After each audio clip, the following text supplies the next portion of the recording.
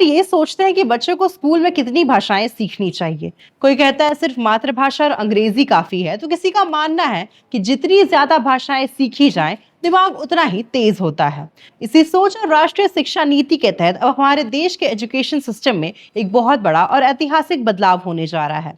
Central board of secondary education यानी CBSE ने अपनी बहुप्रतीक्षित 3 लैंग्वेज पॉलिसी को लेकर बिल्कुल नए और विस्तृत दिशा निर्देश जारी कर दिए हैं।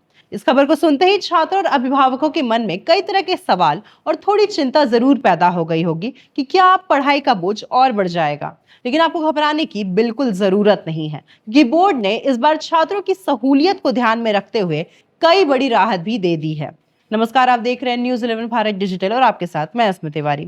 सीबीएसई ने स्पष्ट किया है कि शैक्षणिक सत्र 2026-27 से कक्षा 9 के सभी छात्रों के लिए 3 भाषाएं पढ़ना अनिवार्य होगा, जिनमें से कम 2 भारतीय यानी प्रांतीय भाषाओं का होना जरूरी है। अगर कोई छात्र विदेशी भाषा चुनना चाहता है तो वो उसे तीसरी भाषा के रूप में तभी ले सकता है जब बाकी दोनों भाषाएं भारतीय हों। अब बात करते हैं उस बड़ी राहत की जिसका इंतजार सभी को था। सीबीएसई ने साफ कर दिया है कि जो छात्र इस सत्र में कक्षा 10 में हैं, उन पर यह नया नियम लागू नहीं होगा। वे पहले की तरह सिर्फ 2 भाषाएं ही पढ़ेंगे। इसके साथ ही वर्तमान में कक्षा 7, 8 और 9 में पढ़ रहे छात्रों को भी एक बड़ी छूट दे दी गई है। जब ये छात्र आगे चलकर कक्षा 10 की बोर्ड परीक्षा देंगे तो उन्हें तीसरी भाषा का बोर्ड एग्जाम नहीं देना होगा। तीसरी भाषा का मूल्यांकन पूरी तरह से स्कूल स्तर पर इंटरनल असेसमेंट के जरिए किया जाएगा। बोर्ड ने कुछ खास श्रेणियों के छात्रों को इस 3 लैंग्वेज पॉलिसी से पूरी तरह छूट दे दी है। दिव्यांग छात्रों को आरपीडब्ल्यूडी एक्ट 2016 के तहत तीसरी भाषा की अनिवार्यता से पूरी तरह राहत मिलेगी। इसके अलावा भारत के बाहर स्थित सीबीएसई स्कूलों के छात्रों और विदेश से भारत लौटने वाले विदेशी छात्रों के लिए भी भारतीय भाषा को तीसरी भाषा के रूप में पढ़ना अनिवार्य नहीं होगा। अगर किसी छात्र के माता पिता का दूसरे राज्य में ट्रांसफर हो जाता है और इस वजह से उसका स्कूल बदलता है तो वह मिडिल क्लास में चुनी गई अपनी पुरानी तीसरी भाषा को ही कक्षा 9 में भी जारी रख सकेगा, जिसके लिए स्कूल को अलग से शैक्षणिक व्यवस्था करनी होगी।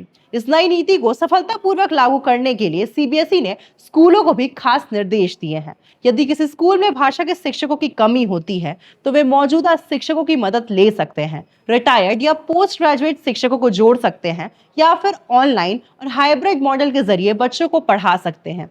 सीबीएसई और एनसीईआरटी मिलकर इसके लिए जरूरी स्टडी मटेरियल भी समय पर उपलब्ध कराएंगे।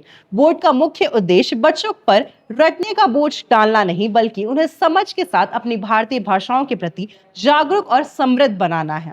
इस नई नीति का सबसे पहला पूर्ण प्रभाव उन बच्चों पर दिखेगा जो इस साल कक्षा 6 में एडमिशन ले रहे हैं, क्योंकि आगे चलकर उन्हें ही 10वीं में तीसरी भाषा की बोर्ड परीक्षा देनी होगी।